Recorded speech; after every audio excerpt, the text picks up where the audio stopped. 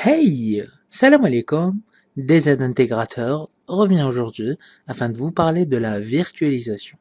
La virtualisation nous permet d'optimiser l'utilisation des ressources de nos machines et réduire considérablement les coûts d'exploitation de notre parc informatique. Pour simplifier cela, la technologie de la virtualisation nous permet d'installer plusieurs machines virtuelles totalement indépendantes l'une des autres et ceci sur la même machine physique. Sans plus tarder, nous allons voir ensemble la définition de la virtualisation sur Wikipédia. La définition se concentre toujours sur la même chose, c'est-à-dire faire fonctionner plusieurs systèmes d'exploitation sur la même machine physique et bien entendu réduire considérablement le coût, que ce soit de l'entretien, de l'administration des serveurs ou bien de contrer la prolifération des serveurs dans le monde d'entreprise. Aujourd'hui, nous allons nous concentrer sur la solution de virtualisation proposée par Oracle.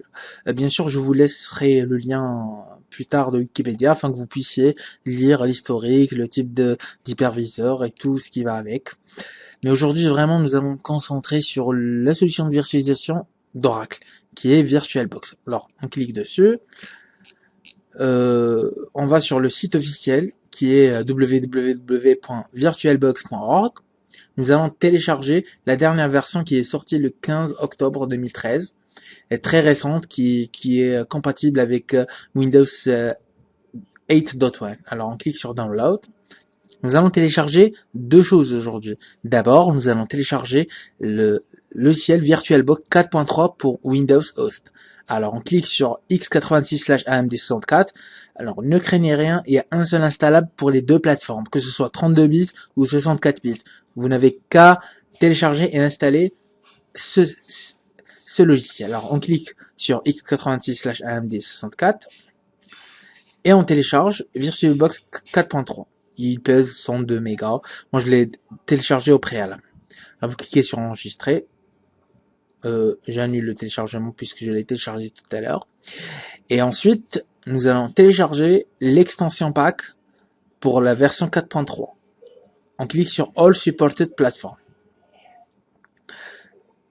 Je l'ai encore téléchargé tout à l'heure. Il pèse 12 mégas. Alors, l'extension pack est très important si vous voulez pouvoir lire vos clés USB et utiliser ces dernières sur les machines virtuelles. Une fois ces deux logiciels téléchargés, nous pouvons entamer l'installation de cette solution de virtualisation. Alors, d'abord on installe VirtualBox 4.3. On double-clique, l'installation commence. On clique sur Next, encore sur Next, et encore sur Next. Là, un avertissement, on clique sur Yes parce qu'en fait la connexion internet va s'interrompre puisqu'il y aura de nouveaux drivers pour l'utilisation du réseau sur les machines virtuelles. On clique sur Yes et enfin on clique sur Install. On patiente un tout petit peu pendant l'installation de VirtualBox.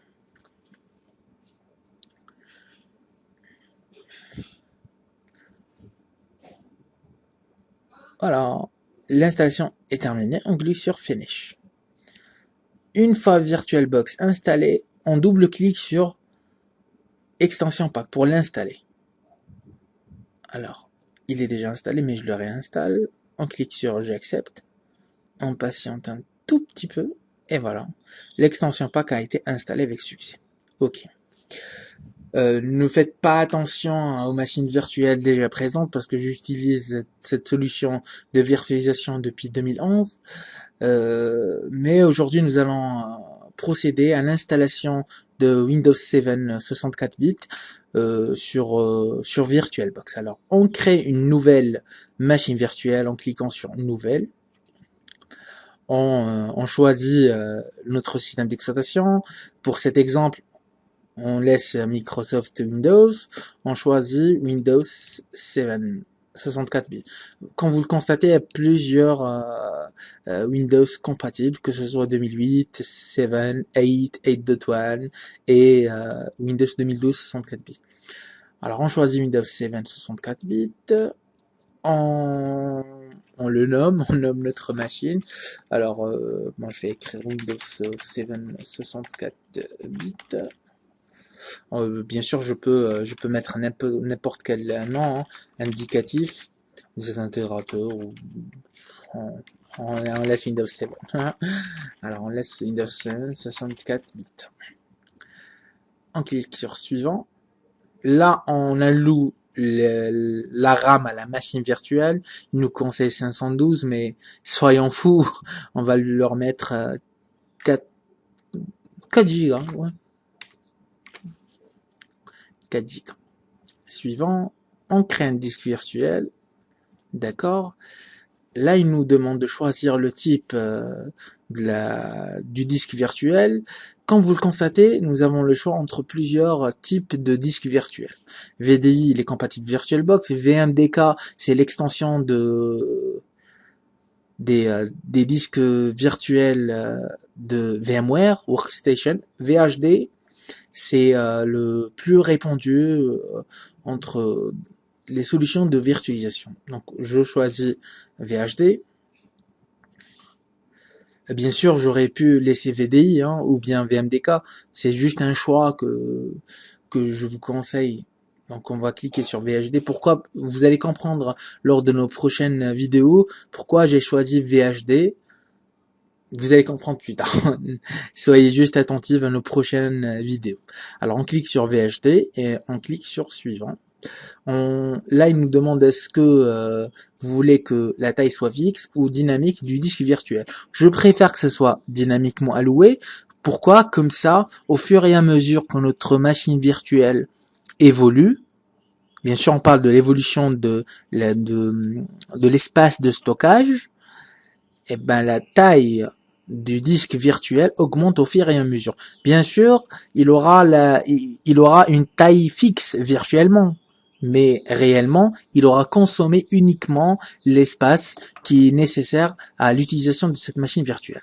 Alors on laisse sur dynamiquement alloué et on clique sur suivant. Là, il nous demande combien de gigas on veut donner à cette machine virtuelle, ou plutôt à ce disque virtuel. Soyons fous, on lui donne allez 40 gigas. On crée. Voilà, notre machine virtuelle a été préparée. Je dis bien préparée. Alors, nous allons voir la configuration que je vais vous conseiller. Alors, on clique sur... D'abord, on sélectionne la machine virtuelle, puis on clique sur configuration. Voilà, donc là, nous sommes dans l'onglet de configuration de cette machine virtuelle.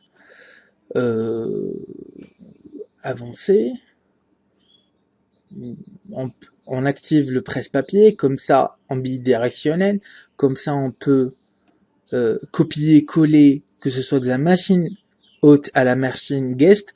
Je vous rappelle que la machine dite hôte, c'est la machine physique, et la machine dite invitée, c'est la machine virtuelle. Glisser-déposer aussi, on l'active. Description, on aurait pu écrire ici démonstration de la solution de virtualisation Oracle VirtualBox by Bill. C'est juste à titre indicatif. On va sur le système et là, nous retrouvons les 4 Go de RAM que nous avons alloués tout à l'heure.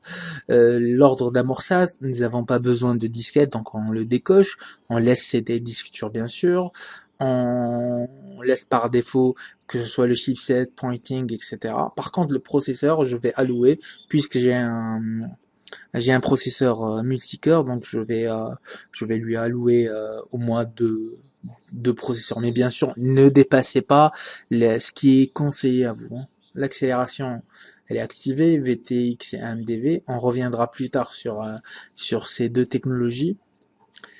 Maintenant, affichage, on laisse par défaut. Stockage, on laisse par défaut 100 Si vous voulez laisser le son à votre machine virtuelle, vous le laissez. Si vous voulez pas, vous le désactivez. Moi, je le laisse parce il me dérange pas.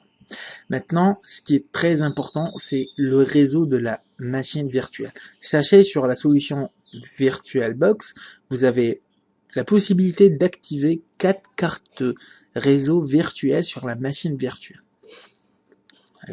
Voilà, vous avez cette possibilité. Aujourd'hui, nous allons utiliser une seule carte réseau.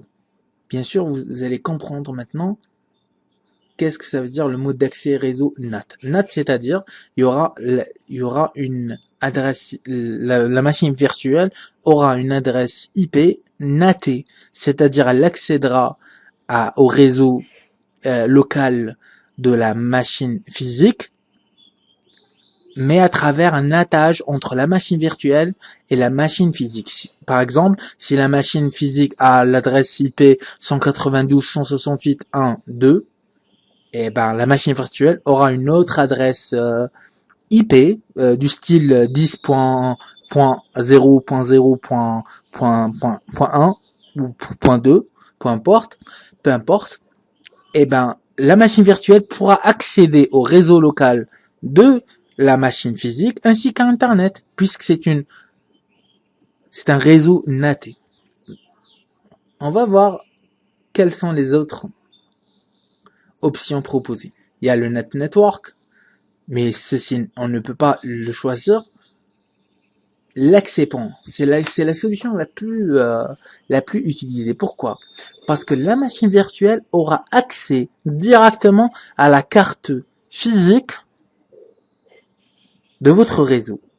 Et dans ce cas, la machine virtuelle ne sera pas isolée des autres machines via le réseau. Moi, ce que je vous propose aujourd'hui, c'est qu'on laisse réseau interne. Pourquoi?